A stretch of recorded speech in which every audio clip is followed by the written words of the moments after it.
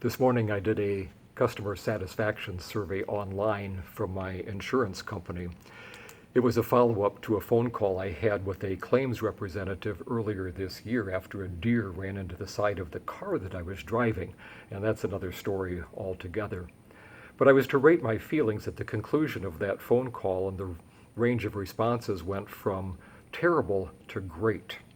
The middle response was fine. I would have thought that'd be a little higher on the positive side of the scale, but fine really is a non-committal answer. It's what we say to that question, I think, that's asked too often: how are you?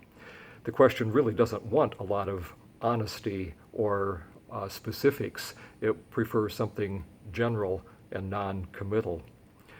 I was reminded of a conversation I had some years ago as I greeted people and shook their hands after worship. So it was back in the days when we could shake hands and people could come to church.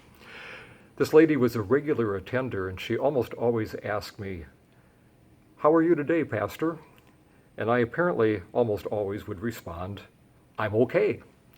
Because this one day she said, "Are you always just okay? Aren't you ever fine or good or great?" I guess my Lutheran piety would prevent me from rating myself as great, although to feel great I think is permitted.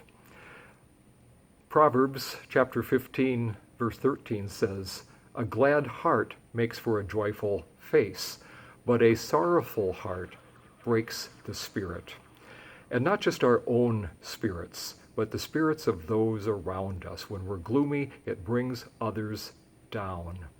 These days, especially when there is so much that dampens our spirits and our outlook on life, it's important for us to focus on the positive, and there is so much good, and to celebrate and to be thankful for that.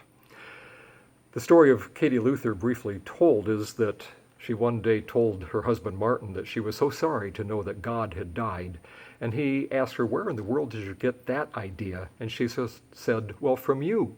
You are so sad and gloomy and nothing ever cheers you up. I thought the only thing that could make you this way is that God must have died."